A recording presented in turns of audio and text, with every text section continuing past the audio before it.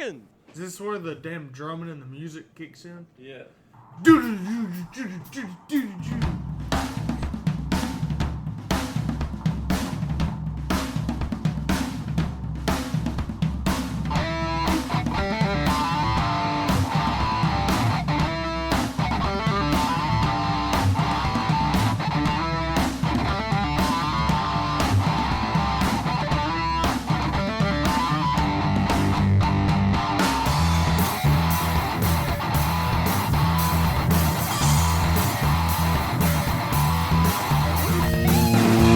What is going on, ladies and gentlemen? Welcome to another episode of On the Pipe Podcast. I'm your host, as always, Tyler Shepardson, and today is Thursday, October the 28th, 2021. This is usually when I would be saying that this is OTP Tuesday, but it's hard to have OTP Tuesday on a Thursday. So, nevertheless, I appreciate you joining me here on this Thursday, October 28th, 2021. This still is On the Pipe Podcast, and I am still your host, Tyler Shepardson. Thank you all for seeking out this show, and thank you guys for all seeking out the show last week. We're going to talk about that here in just a second, but first, the pressing issue, the thing that everybody had their eye on going into the weekend, a national title to be wrapped up on Sunday. All eyes were on it. That is right. Joe Wasson wrapped up the National Hare and Hound Championship out on the West Coast for the National Hare and Hound number 1 plate. Joe Wasson, Factory Beta. He got the win. He didn't get the win, but he got the overall. Well, you know what I mean. He won the championship. I'm being a little bit facetious, as though we are pretty East Coast focused, East Coast located, and we follow all things East Coast off-road racing. I do want to branch out into the world of the West, the left coast racing. There's 6, which I don't think is Big 6 anymore. I think it's called National Grand Prix, I think is all it's called now. There's Works Racing that's over there. There's Hare and Hound that we were just talking about, but nevertheless, hopefully we can expand into that department. I've never been out to a race on the West Coast, so I'm not sure how it goes, so I need to learn all the series, all the ins and outs, and we got a couple Aussies that have been racing on the left coast that are coming over to the East Coast here in a couple months, so maybe they can help me get my West Coast racing dialed in. Will Reardon, Gus Reardon, if you're listening to this, you're going to get recruited. As soon as you get to North Carolina, you're getting recruited, our OTP West Coast correspondents. But now I was being a little facetious, as I mentioned. Obviously, we were kind of looking at the GNCC championship coming down to the wire, but I did want to make mention of Joe Wasson wrapping up that National Hare and Hound because, although I have not been to a race on the West Coast, a fellow that has been to a lot of them is none other than the AMA off-road racing manager, Eric Kudla, who actually went out to the West Coast to hand out the AMA number 1 plates for those championships being wrapped up. And he was able to sit down with National Hare and Hound champion Joe Wasson and did a little bit of an interview. So we got to hear a little bit from Joe Wasson.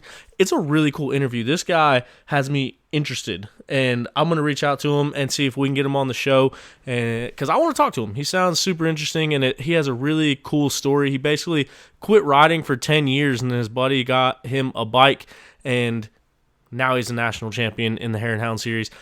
I'm not going to go into any more detail than that because I want you to hear it straight from his mouth. But at the end of this episode, we will cut to an interview that is AMA Off-Road Racing Manager Eric Kudla and 2021 National Hare and Hound Champion Joe Wasson.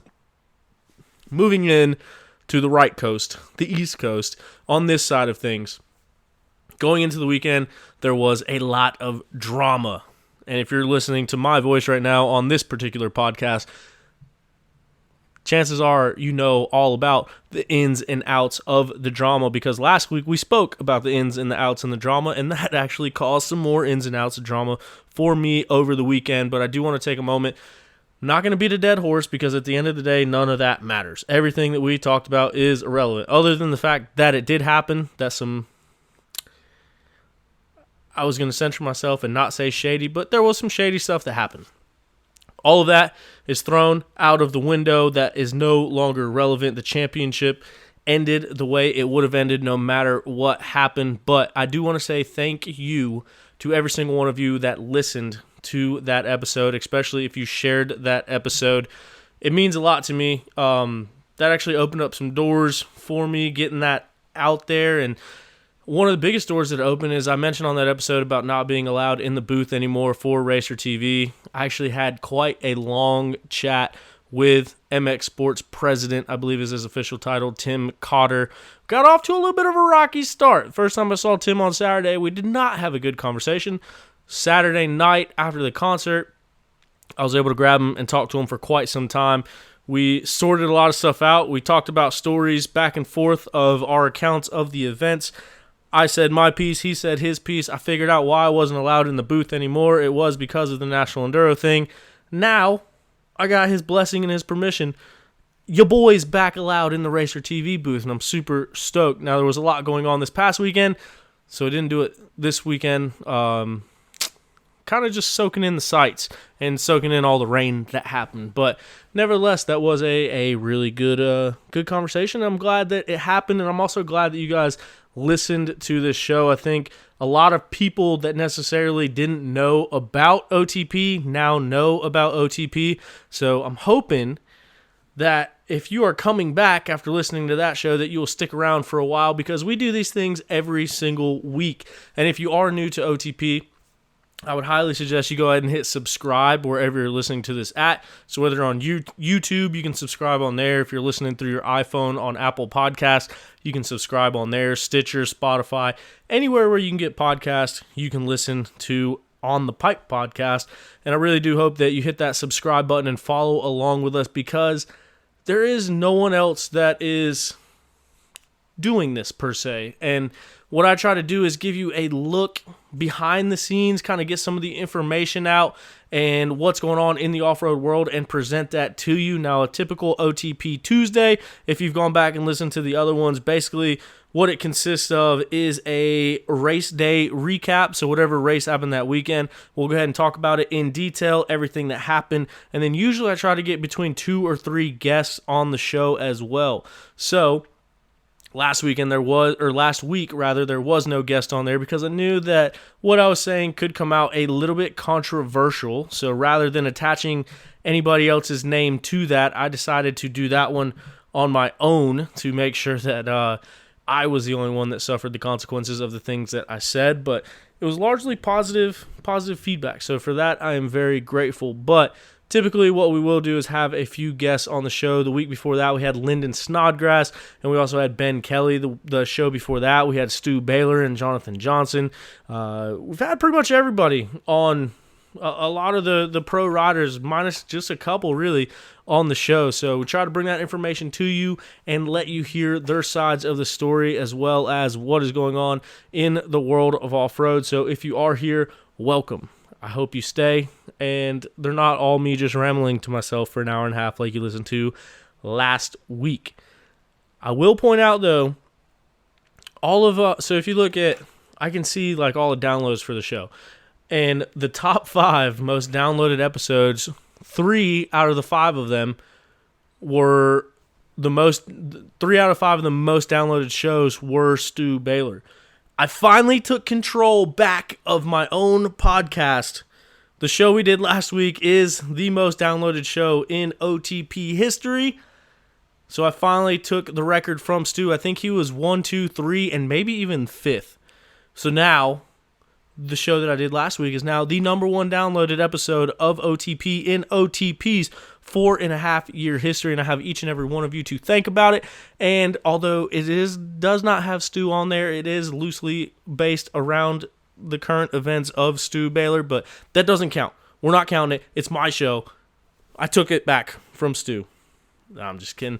But it was pretty interesting to see how quickly that spread. But that's all I'm going to say about that. Thank you for being here. Thank you for joining us. Thank you for sharing with your friends about OTP. There was a race that kicked off this past weekend. There was a race that kicked off in Crawfordsville, Indiana at the Ironman Raceway. It was the second time that Ironman Raceway was raced upon this year.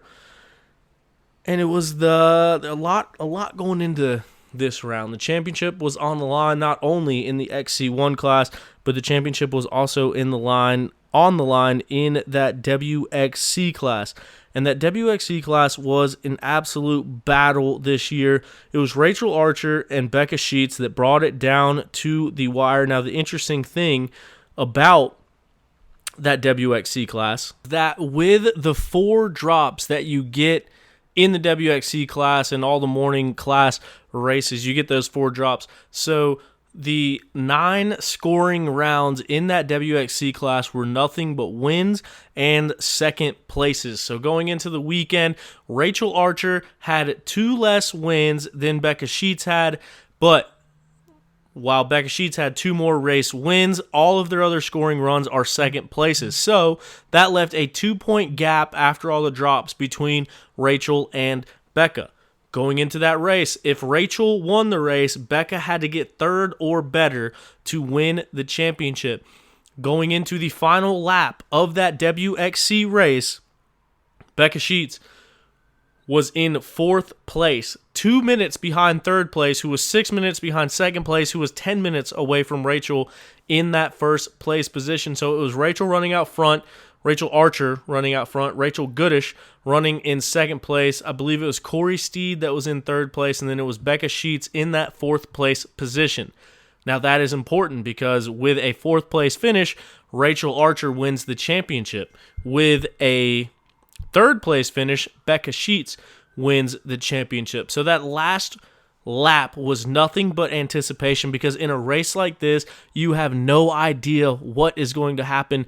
If you were not there, when I say that the conditions were muddy, that does not even do it justice. There's no other race in recent memory that comes close to it except for maybe the X Factor race in 2017 or 16, 2017, when they had to combine the morning race and the afternoon race. This race, it wasn't even supposed to rain on Friday, and it ended up raining most of the day on Friday. It rained on Saturday, and then Sunday the sky fell out. It rained all day long. It was insane how gnarly the track got, how treacherous the track got, and how much rain that the track got. So going into that final battle, or that final lap, there's no telling what could have happened. I mean, the top 3 could have all got stuck and Becca could have won the race, or Becca could have got stuck and everyone got by her, or, I mean, realistically, it wouldn't have been that surprising if none of them came back around again. There were so many bikes that DNF'd this race and so many bikes that got stuck and so many bikes that lost position because of the conditions that they were battling in. But, nevertheless, we find out, well, first, let me get to the finish of the race. Rachel Archer came through with the win. She got the win by 11 minutes, more than 11 minutes over the 2nd place finisher. So Rachel Archer was your first one through the finish line. And then Corey Steed came through. Corey Steed was your 2nd place finisher, who we saw her battling up front that whole time. Corey's been on the podium the last few rounds, and so she ends up getting 2nd place on the weekend once again on her Babbitt's Online Monster Energy Kawasaki. And we're sitting there waiting on 3rd place, and we're waiting, whether it's going to be Becca or whether it's going to be Rachel Goodish. Then after a little bit of waiting, Becca Sheets comes through. She is the next WXC rider that we see, which means 3rd place, Becca Sheets is the champion. She was up by 2 points. Yeah, she was up by 2 points.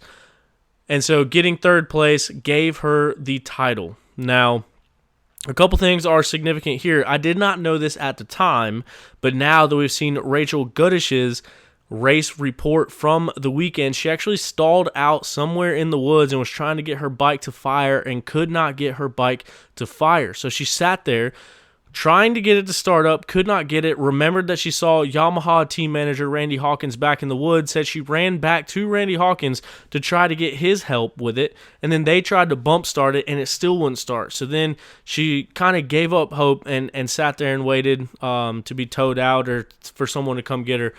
But then, and she mentions this in her post, she remembers, or the mechanic, one of the team members for the team that picked her up late in the season after she parted ways with Beta, said, well, did the backup button not work either? And then it was at that moment when she realized that there was a backup button on the bike that she did not try. She said the team member pressed the backup start button and the bike fired right up. So, for one, what a bummer for Rachel Goodish in that situation. But also, if she would have remembered that button in the middle of the race, then that championship could have changed hands and we could be looking at Rachel Archer as the 2021 WXC champion. So, I found that pretty interesting to read just because of where Rachel was running in the race and how good she is in those gnarly conditions. And that's where my mind immediately went, was what would have happened if she did get that bike to fire and she kept on going. But we will never know because the race panned out the way that it panned out. But it was a pretty cool, maybe cool is not the right word. It was very interesting to be down there and to be a part of it, because you have Rachel Archer, who moved not halfway across the world, all the way across the world from New Zealand to come over and race this GNCC series. She is young. She is hungry. She wants this championship. She wants these race wins. I think now she's only 19 years old. She was 17 or 18 when she moved over here. She was actually on the podcast before, and we talked to her about all of that. But she came over here without her family at that young, with a dream in mind and a dream that she was chasing to win this WXC title, and she's been on a tear. She won a lot of races at the end of last year, and she won a lot of races this year and brought that championship down to the wire. On the other hand, you have Becca Sheets, who at the beginning of this year announced that it was going to be her final year as a WXC pro.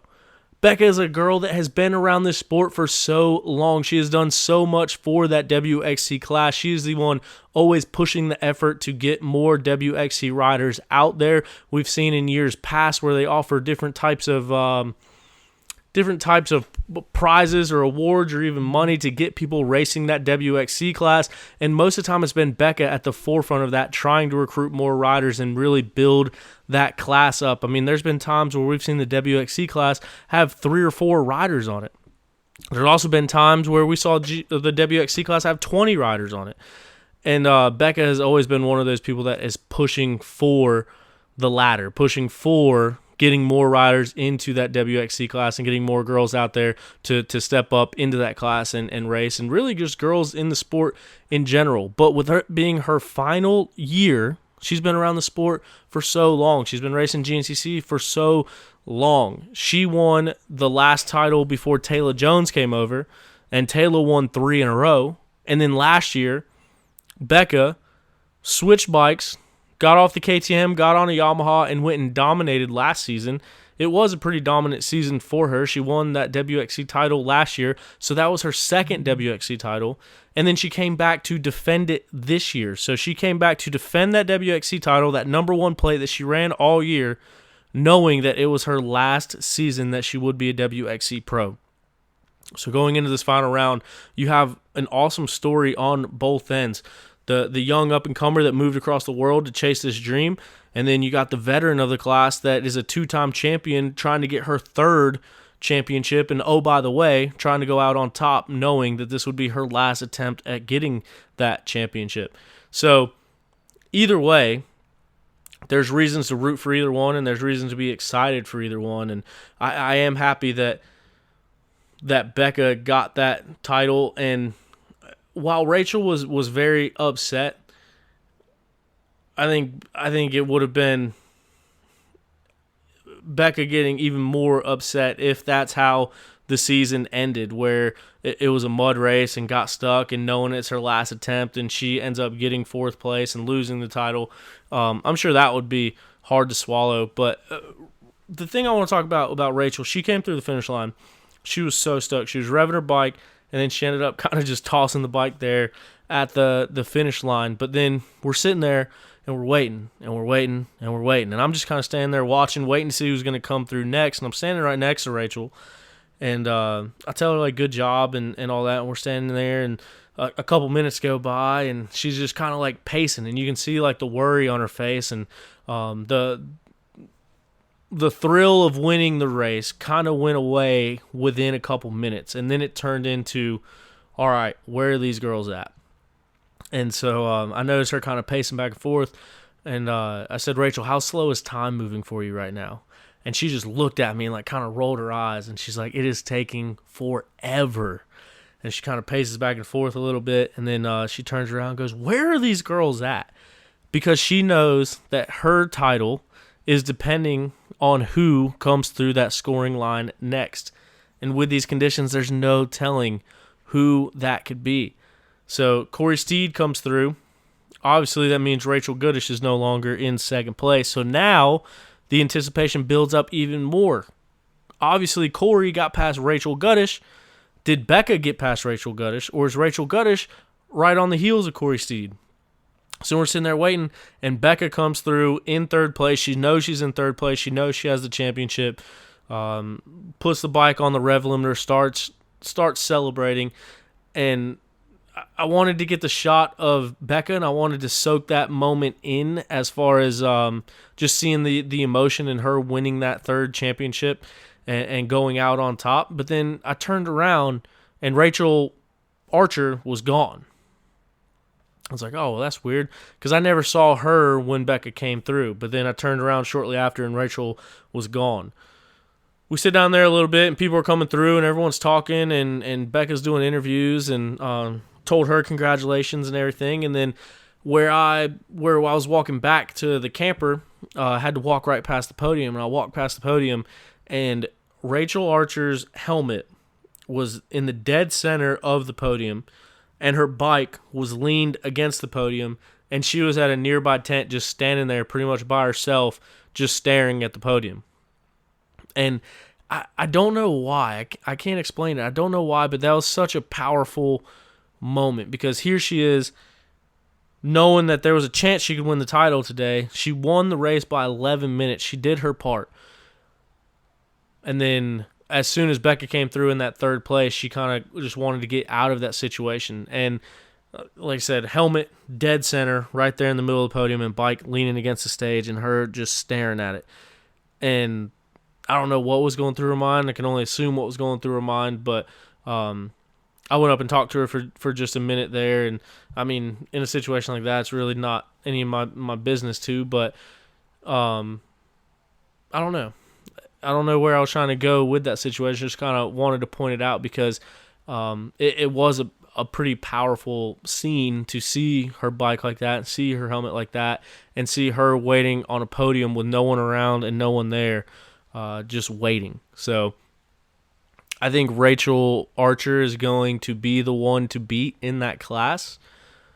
All these girls are stepping up the competition. All these girls are getting faster and faster and faster. But I think right now, with only scoring runs being wins and second places, I think Rachel Archer is clearly going to be the one to beat in that class. And judging on the way that happened, and the way that she was looking at that podium, and the way that she went there and just kind of looked at it with her helmet right there in the middle, I think this is going to fuel her, and I think she's going to come back even hungrier and even stronger. So nevertheless, next year we'll have a healthy Taylor Jones back at it. We'll have Rachel Goodish settled in, not on a bike that she took last minute. She was ripping this year, so she'll have some time to get whatever team and whatever bike she's going to be on to be dialed in. Corey Steed is changing teams. She'll be on a Trail Jesters KTM next year, so she'll be getting off that Kawasaki and going over to the Trail Jesters team. No doubt she'll have that bike set up, ready to go, and she's come on strong at the end of this year after an injury. Mackenzie Tricker has always been one that's right there up in the mix. National Enduro champion, multi-time National Enduro champion, Mackenzie Tricker. And then you got the young ones. You got Jocelyn Barnes, Preston Rains. They've had a season of racing the pro class now to figure things out and get up there themselves. And there's just a lot of riders in that class now, and the competition has gotten crazy in that class. And, yeah, it's going to be a fun one to watch next year. But then moving into the main event of the evening, it was the Pro 1 o'clock race that was going on out there. Title on the line. It was the same exact situation we saw in WXC. If Stu Baylor was to win, then Ben Kelly would have to get third or better to win the championship. And anticipation was high. There was a lot riding on that one. There was a lot going on in that one, so that was going to be another exciting one to watch. Now, before the start of the race, Tim Cotter came around, and actually while we were sitting there waiting on the WXC race, there was rumblings and bumblings going around that they were considering making it a 2-hour race. Actually, there was really consideration to cancel the race, is what I heard, that they were thinking about canceling the race and rescheduling it for the next weekend or the weekend after. I guess it would have had to have been 2 weeks because National Enduro is going to be wrapping up this weekend. But that's how bad the conditions got. I don't know if you saw the pictures and the videos, but the creeks were more than seat high. They were rivers. Talking to some of the guys, they're saying you had to lean your bike into the river, like lean into the running water to not get swept away by it. So it was pretty gnarly. And while it did stop raining around the start time of the afternoon race, there is a whole entire system of rain and storms that went north. So they avoided where the track was, but there was still a ton of rain up north, which was feeding all the creeks and everything coming into the property. So the water level just kept getting higher and higher and higher. So they had to make a lot of track changes. That's the main reason why the race was postponed so much, because they had to change so much of the track around because of the conditions and because of the rain. It was the first time in 25 years that Ironman Hill was not ran at Ironman.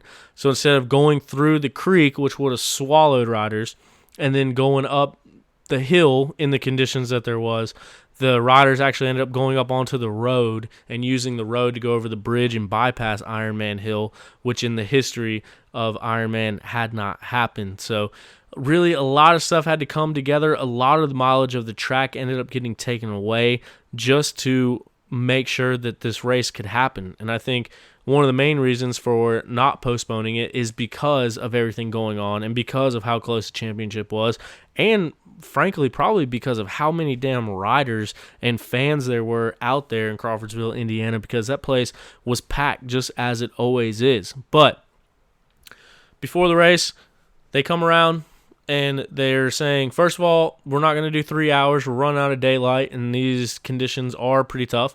We're going to drop this thing down to 2 hours. So the 3-hour race then became a 2-hour race. And then, oh, by the way, we have a bunch of new rules that we need to go over. So they presented filming rules. I don't know what the official title was, but filming guidelines and filming rules were presented to all the team managers before the start of the race, mainly because of the way that things happened at the Buckwheat with the alleged cameras and camera usage and videos that were gotten from certain people. And so, excuse me, very sorry about that. So new filming guidelines were presented with the do's and don'ts and what will count and what won't count. So at least it's a step in the right direction to have a bit of a baseline, a bit of a guideline, and some consistency so we know what will be counted and what won't be counted. I'm pretty sure that will be discussed at the rules meeting this year at the banquet. But yeah, I just thought it was interesting that was sprung on everybody there last minute. But race was a little bit delayed. Everyone was out on the start line waiting for things to happen, waiting on what would go on. And then we get the word, 2-hour race. The track was cut down a few miles, and we were getting ready to go racing. Pro Row, stacked and ready. Craig DeLong moving up into the XC1 class. He was your defending champion this year. He won that XC2 championship in 2020, so he defended it this year. Well, next year, it is inevitable. He will be forced to move up because he won that championship. When you win an XC2 championship, you are able to defend it for 1 year, and then you have to move up regardless of whether you win it again or not. And so Craig DeLong, knowing that he has to move up next year, was on the front row this past weekend. So he made his XC1 debut. But, yeah, all the other pro riders were there. So green flag waves. Race gets off to a good start. Riders go out in the woods, and a lot of the places that they rerouted were actually rerouted directly around the Racer TV cameras. So I actually haven't watched the broadcast of the race, but from what I've heard, a lot of the camera shots were cut out, so there wasn't a lot of visibility on the track. And so you're just kind of waiting and waiting and waiting and waiting. And I was actually standing by the Racer TV trailer while this whole thing was happening. All of a sudden, I hear a bike coming out of the moto track. So basically, on the backside of the moto track, you go up the hill and out into the woods, and that brings you to where Twin Hills are, if you're familiar with the Ironman property. So we're standing there, and I hear a bike, and then over the hill, it's Josh Strang. It's Josh Strang out there in the lead on a Babbitt's Online Monster Energy Factory Kawasaki, and he comes off or through the whole entire motocross track section, up the hill, into the woods, disappears before we even see second place. I hadn't even heard another bike yet. So Strang was out front by a long shot. So he's running with it. Then next rider we see Thad Duvall, and then I think the next rider was I want to say, I was standing right there, but now I can't think of it. Bollinger. I'm not sure. Anyway, long story short, we see just a handful of XC1 guys go by, and then all of a sudden we start seeing XC2 guys. And it's Rui Barbosa and Lyndon Snodgrass, and Ryder Lafferty was up front in that XC2 class. We see those guys go by, and I was like, there's no way I missed XC1 guys. Because this is their first time around. Like, there's no way I missed XC1 guys. What in the world happened? Where's Stu? Where's Ben? Where's Toth? There's a lot of the riders missing. Well, it turns out there was a lot of stuff that happened on that first lap. There's a video of where Stu went on the inside of a turn and sucked water up and about hydrolocked his bike. Ben went through some water on that first lap, about hydrolocked his bike. So both of them had issues on that first lap. Toth stopped to help Ben out in the woods because he broke down not too far into the race at all. So Toth sacrificed his race to help out his buddy, to help out his teammate, which is perfectly legal. Before all you conspiracy theories start, you are allowed to help with mechanical issues. Anyone is anywhere on the track. So yeah, that was happening, and it was just really turning into a big team effort with everything going on, but that really jumbled up everything because, and I'm guilty of it too, but also everyone else that was talking about it, everyone was talking, well, if Stu wins or Ben wins, or if Stu wins, Ben's got to get third, or if Ben wins, then Stu can't win the champ. Everyone was talking about those two guys winning. Well, here we are. It's race day. It's the final round. Josh Strang is out in front by a mile, and Stu and Ben are nowhere to be found. I think by the time they came through scoring, they were checked in like 80th and 82nd place. Don't quote me on that, but it was really far back there in the overall. And so then it turned into, well, who's going to survive this thing? And it was just an insane race. If you see those creek crossings, if you see those hills, if you see the slop that they were riding through, it was absolutely nuts. I know Stu came back one time to change a clutch out. I know some teams were doing brake pad changes in the middle of the race. It was absolutely insane, and it turned into a survival mode really fast. And it was super cool to see Strang go out there and do what he did because he led the majority of that race. He was out in front, really maintaining that race and doing everything he can to take home that race win, and it was awesome to see. We saw Trevor Bollinger get into the lead for a lap. He led there for a little bit before his bike ended up blowing up, but with everything that Trevor has been through to get back up to the front and lead a lap, I'm sure he had to have been absolutely stoked, and so that was cool to see. And then going into the final, or actually throughout the day, Lyndon Snodgrass made the move to get into the lead in the XC2 class and was running third place overall, and then Lyndon was running second place overall. So there was a period during that race where Strang is, number one overall, and Lyndon is number two overall. And it was really getting close to where Lyndon almost took the overall on adjusted time there for a little period during that race, and hanging out with the Babbitt's team and over there near the Kawasaki pits. It was just electric. I mean, all the bigwigs were there. All the dudes from Cali were there. Team Green were there. Everyone from Babbitt's was there. And it was insane to see those two green bikes, 1 and 2 overall, throughout that race. It was a really cool experience, and it was really cool to see, and I was pumped to see it. But, yeah, it was one of those races where you didn't know what was going to happen. Now, we look at those Rockstar boys. Remember we said Craig DeLong was racing XC1 this time, but we also had Thad back out there and Trevor back out there. Both of those guys coming off of knee injuries, both of those guys trying to work their way back up into the mix, and both of them got their first laps led of the season on Sunday. Thad led his first lap at the right time. He ended up taking the win. So the only lap that he led of the entire 2021 season was the very last lap of the very last race. Now, as I mentioned, Strang had that lead pretty well handled, pretty well maintained, and he was out there doing everything he could to hold on to it. And I guess somewhere within the last couple miles of the track, he took a line that he had been taking and ended up getting stuck. So he got stuck in a rut out there, and then Thad Duvall ended up making the pass while Strang was stuck in a rut. And he said that Thad was yelling at him when he went by him, or just hollering at him. And then Strang was able to get out and tried his best to chase him back down, but no dice, as Thad Duvall would come through and take the win, and his first win in over 2 years. So Thad was on right after the Big Buck, the first Big Buck, right after the opening round. Thad Duvall was on OTP, and he kind of talked about what it took for him to get back, what he's been doing to get back, his training routine, and what it meant for him to get back on top. One of the things that we talked to him about is his battles and stuff back and forth with Caleb, and in Caleb's last few seasons there, it's kind of like them two separated themselves from the rest of the pack, and he was the one that was pushing Caleb and really putting it on him and threatening him for race wins and taking race wins away from him. So this year, when everyone was talking about title contenders, Thad was left out of a lot of the conversations, including the write-up from Racer X and GNCC and all of that. So we kind of talked about all of that and what that meant to him, and then he comes out to the first round and gets a podium.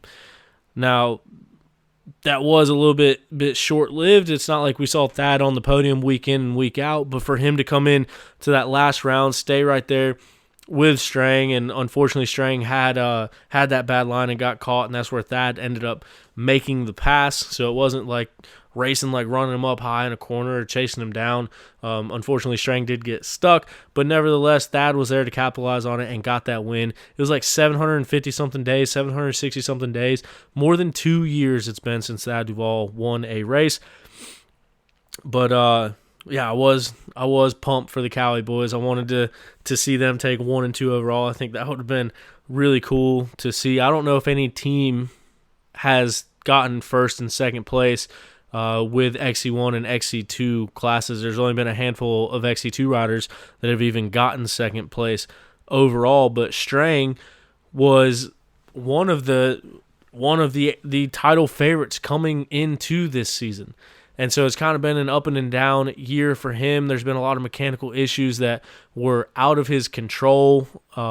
Just some racing incidents and to cause some troubles and cause some not the finishes that he was looking for. But when there wasn't one of those issues, Strang has been on the podium. Strang has won races this year. He won races last year, and he's been right there in the mix the whole time. So I'm sure he was absolutely licking his chalks to go out there with that win at the final round and stay on top. But Strang is one of those guys where he is still going into next year is a title favorite. He could very well win that championship. He is a former GNCC champion. He took Caleb down to the wire last year in Caleb's last season, and he was right there with him the entire year and ended up second place in points. And as I mentioned, he's been up front. He's been challenging for wins, and going into next year, he could very well go get that championship. And so knowing that, Thad is also in that category too, with being healthy and coming back strong and all that. So it was cool to see those guys, the two oldest guys in that XC1 class, battling back and forth. I think they were both stoked on it as well. They were screaming and hollering at each other throughout the race. So it was just really cool to see. But then, anyway, fast forward back to the highlights of the race. It was Ben Kelly and Stu Baylor that our eyes were focused on because of that championship. Ben Kelly ended up working his way back to 4th place in the XC1 class and 9th place overall. And Stu Baylor eventually ended up having to DNF the race due to bike complications. So it made the title pretty cut and dry. Ben Kelly works his way back up, gets those points, and gets the XC1 and overall championship, the first of his career. We're just talking about title challengers. He was one of the main ones coming into this season. I think he will also be one of the main ones going into next season. So he does grab his first XC1 title, and for almost a decade, we had not seen someone not named Caleb Russell holding that number one place. So the tides have changed. Caleb is now officially not the defending champion of the series. It is Ben Kelly. Going on to third place in the XC1 class, it was Craig DeLong that will hold down that position, but your overall podium was rounded out by XC2 winner Lyndon Snodgrass. So Lyndon Snodgrass, and Strang made mention of this on the podium, he's a desert guy. He came from Australia, and he goes out there in the mud and gets the XC2 win, third place overall. It was the first overall podium of his career. He's been here for 2 years now, missed a lot of the portion of last year's season, but comes back this year. He grabbed 2 race wins on the season. This was his first overall podium, and he was absolutely pumped to go out there and get that win, and it was really cool to see Strang and Lyndon both standing on the overall podium together. Obviously, Strang wishes that he would have been up there with the win, but he was still up there on the overall podium in that second place spot. Lyndon, when he moved over here, has been staying at Strang's house. They ride together, they live together, and work out together and train together and all of that, and they were able to share their first overall podium with each other at the final round of the 2021 season. So that was super cool to see. Cody Barnes, another XC2 rider that we've seen up there in the mix as well. He grabbed second place this weekend in the XC2 class. And Ryder Lafferty, who was left without a ride and without bikes just a few short weeks ago, over an alleged breach of contract. They came in, took his bikes from him, gave his bikes to somebody else who went and did the same exact thing that Ryder's contract was supposedly terminated for. I guess that's for a different day when we'll dive into that. But Ryder ended up trying to find a way to finish his National Enduro season and his GNCC season after being injured this year with a broken collarbone. He ends up getting some support from Coastal Racing Gas, and since then, in these last couple GNCCs, he's been right up there in the mix, on the podium, and even leading laps of these races. He ends up on the XC2 podium in third place. Moving down to our XC3 class with our XC3 champion, Jonathan Johnson, moving up to the XC2 class. It's kind of left that class wide open. Sean Myers was able to get the win in the XC3 class. Michael Pillar ended up in second, and Hunter Neuwirth in third.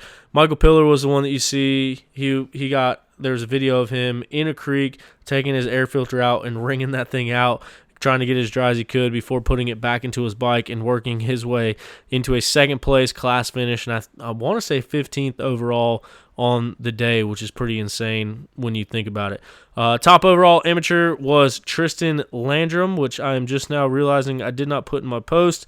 So Tristan Landrum, sorry about that. It is not because you stole my number and I'm the real 704. I don't know why that wasn't in there, but I'm sorry about that. Tristan Landrum was your top overall amateur, and I'm pretty sure he got 10th place overall, which is pretty insane as well. Anyway, that was a long roundabout way to get to this point that we're at now, but yeah, all is right with the world. Ben Kelly won the championship, whether there was positions docked or not positions docked or any of that, he would have won it anyway. So congratulations. This was Ben Kelly's first championship. When he moved up from the XC2 class, first of all, he dominated 2 XC2 seasons, won 2 XC2 championships.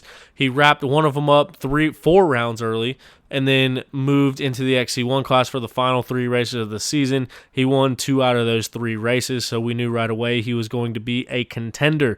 Last year, he was right up in the mix too. As I mentioned, he was on the show 2 weeks ago. You can go listen to that interview. We kind of talk about his rise in that XC1 class before getting injured, and even when he came back from injury, he was still right up there on the podium still, and it takes 3 wins on the season this year and gets that XC1 championship, the first of his career. Super stoked for Ben, and super stoked to see another year next year where it's up for grabs. Anyone can get it. We went 8 straight years where it's like, all right, who's going to get second?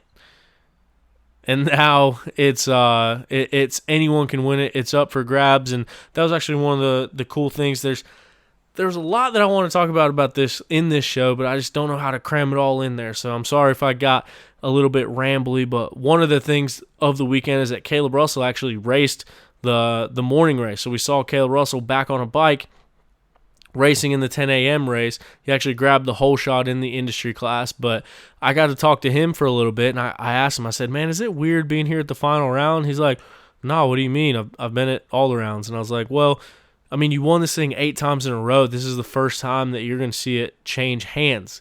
He just looked at me and said, nah, it's not weird at all. I mean, it was bound to happen at some point.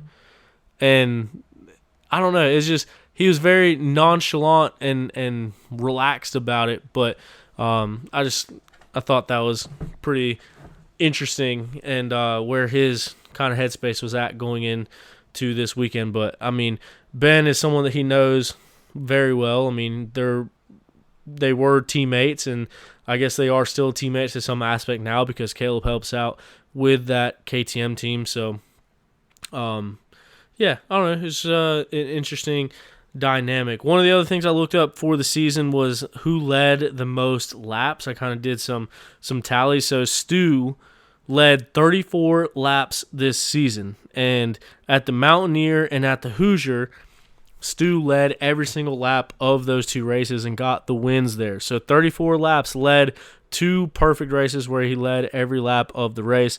Ben Kelly, 22 laps led, and then Jordan Ashburn and Josh Strang both tied with 6 laps led throughout the season. Grant Baylor led 3 laps, and of course he got that opening round win in South Carolina. Ricky Russell with 7 laps led throughout the season. And I will point out, every single race that Ricky Russell led laps in, he led the first lap. And then there was a couple races where he led the second lap as well. I just thought that was interesting to note. And then Trevor Bollinger led a lap on Sunday. Thad Duvall led 1 lap on Sunday. It was the lap that mattered when he got that win this past Sunday. Just one quick thing that I looked up. I don't know, I was just curious, and so I searched that. But what a weekend it was. I'm very grateful, very thankful that I got to get up there to see it. Big shout out to Josh Strang and Lyndon Snodgrass. Josh let me jump in the truck with them. So I rode up to Indiana with the Aussie fellas. So it was cool to kind of pick their brain a little bit about everything and kind of hear the stories from the race on the way home. And very grateful that he gave me that opportunity to ride up there with them. Otherwise, I would not have made it up there, and I would not have been able to witness that and witness their first podium together, which I thought was super cool, even though they all did a shoey. Thad, Lyndon, and Strang did a shoey out of their boot. It was one of the nastiest things I've ever seen. Champagne in the boot full of river water, sweat, mud, and then they all do the shoey, and once they all spit it out or pour it out of the boot, it's just brown. And if you haven't seen the video of that, it's on our Instagram. You can check it out at On the Pipe Podcast. They say it's a sweet, sweet taste of victory. That did not look like a sweet, sweet taste of victory. But I'm sure it was a sweet taste of victory to all of those fellas, all of them up there doing something significant, being on the overall podium. And, it was just really cool to see all that stuff break down, and I couldn't be more grateful for getting the opportunity that I had to go up there and hang out with the Babbitt's boys and Widstrang and Wood Lyndon, and I was stoked to see them up there on that podium together. Stoked to see Craig on his first XC1 podium in his first attempt in XC1. Pumped to see Trevor Bollinger get back up there and lead some laps. That's got to give him crazy confidence going into next season. Now that he's all healed up with double knee surgeries, look to see him rebound next year and put together some good rides as well. Next year's going to be fun, man. There's a lot going into it. A lot of riders starting with I guess every rider is starting with a fresh slate, and so it is any rider's game next year. But it was cool to see the way that everything ended, all these championships coming down to the wire. Next year, it'll be equally as competitive. I am sure of it, and I cannot wait for it. Coming up, we're going to try to keep things interesting throughout the off season. I have a lot of stuff lined up, so I have some shows lined up. I have some filming stuff lined up, so we're going to keep things going throughout the off season. Zach Hayes has the Carolina XC series that's going to be starting up here soon. That runs over winter break, so if you're looking for somewhere to ride, you can look that up. It's Carolina XC. Next week, looking to have a couple of interviews. This week, I'm sorry that the show is coming out on Thursday. Missed Monday at work, driving home from Indiana. Work was insane on Tuesday. I had to drive 3 hours away, 3 hours back, and then had to go to a birthday dinner after that, so that's why we didn't get the show out on Tuesday. Wednesday, same thing. I had to drive a couple states away for work to drop some stuff off, got back, didn't really have time to do it, so I'm just now getting to it today, which is Thursday, which is why I wasn't able to set any interviews up. Next week, we got a couple good interviews coming for you.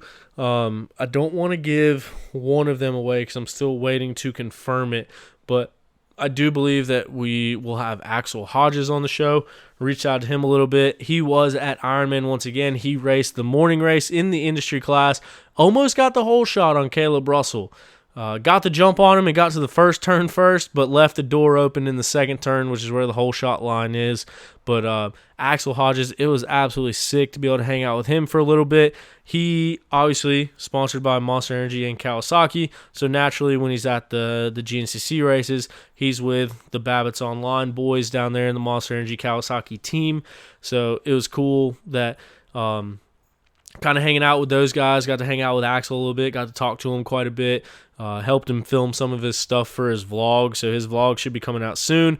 A lot of that video is stuff that I helped him out while he was there, just kind of giving him a hand. So it was a really cool experience watching all the kids come by. Is Axel in there? And then it was pretty cool to see. And then going down to the moto track, watching him jump one of the jumps down there on the Ironman motocross track itself. Got some cool clips of that, and super down to earth guy, man. It seems like he might have been like kind of trying to superstar everybody, but it wasn't like that at all. Super down to earth, super laid back, and just a really friendly guy. I mean, talked to everybody like he knew everybody. I don't know. It was, and that's how everyone said that he was, so I don't know why I'm saying that like it shouldn't be that way. I think everybody that rides dirt bike probably has that mentality, but no, it was just super cool to see. So yeah, it was cool to get to talk to him a little bit. Hopefully we'll have him on the show next week and hear about his two GNCC experiences. He has a heck of a recollection of the one that's happened this past Sunday with all the mud in it. So hoping that one will be lined up for next week. And then, like I mentioned, I got a couple other ones in mind that are not confirmed yet. So yeah, keep tuning in to OTP. We're going to bring OTP Tuesdays to you on Tuesdays, and we're going to keep content coming out throughout the off season. Thank you so much for listening to this point, and we'll see you next time.